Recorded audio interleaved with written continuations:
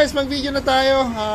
Yamaha NMAX na V3. Ito yung standard na V3.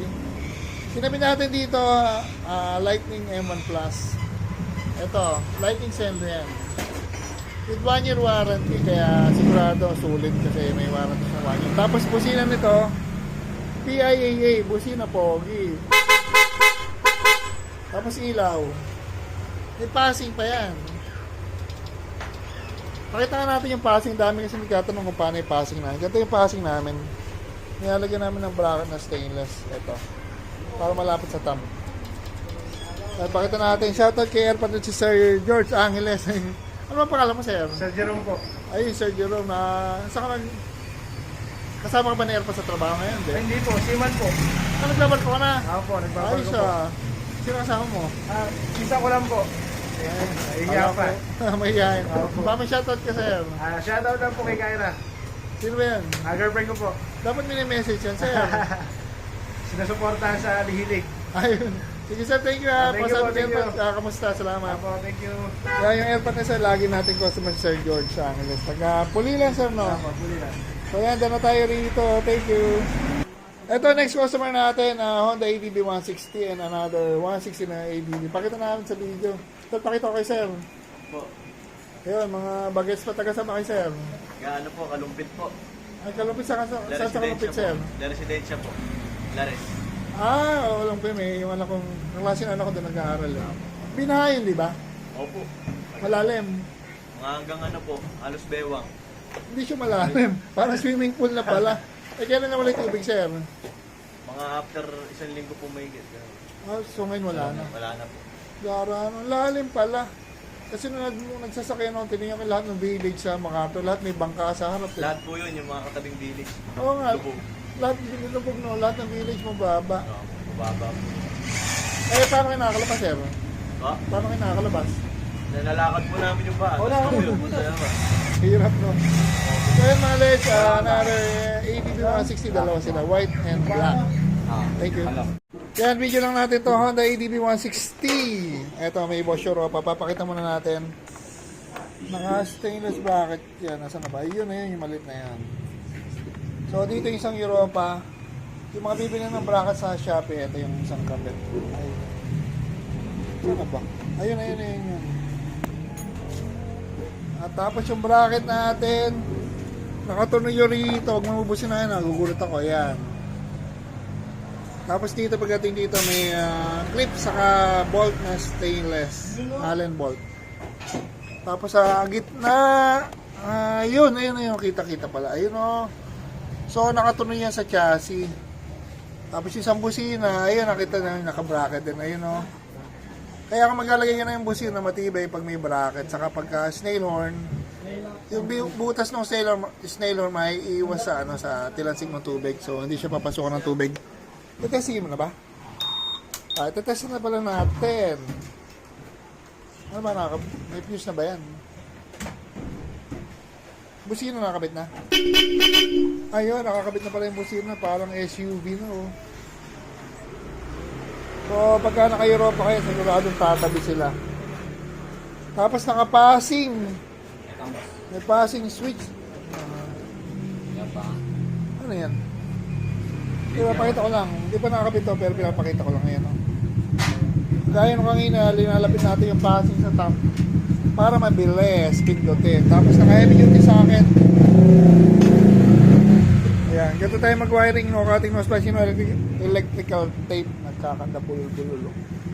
Tapos ito, Seno X1, rin na rin yung harness nito. Ayun, oh. So, ayan. Thank you. Yan, video na natin. Dala tayo rito. Honda ADB 160 with X7 na Senlo, Lightning Senlo. Ayan. Tapos yung bracket, yung heavy duty. At busina nito, Bosch Europa. Solid na busina. Busina pogi. Lakas ng busina. Ilaw. Ano po yan? Ito po yung... Napaka-solid din yan. Napaka-pogi ilaw, 4 na LED, sabay-sabay yung ilaw pag naka-high. Tapos with passing na rin to. Ito ginawa natin passing. Yung passing na to, pwede ito sa mga Yamaha sa Honda. 500 lang yung kasama na yung bracket. So hindi siya basta passing, binabracket pa natin para malapit talaga. Para madaling pindot. Ayan o, liwanag o. Busina. Ang lakas ng busina, solid. So ayan, dala tayo rito mga Leds. Honda ADB 160 with Bosch Europa and Lighting Senlo X7. And mga Leds, another Honda ADB 160. This time may dala na silang Senlo X1. Kinabit lang natin tapos sinigyan natin ng passing. Pailaw pogi. You know. Ayun yung mga sa ilalim ng headlight, mga simpleng setup na naka-bracket yan ng stainless. Tapos yung harness yan, no, cutting nose plies, no, electrical tape, naka-relay, naka-fuse, naka-socket. At syempre may passing din.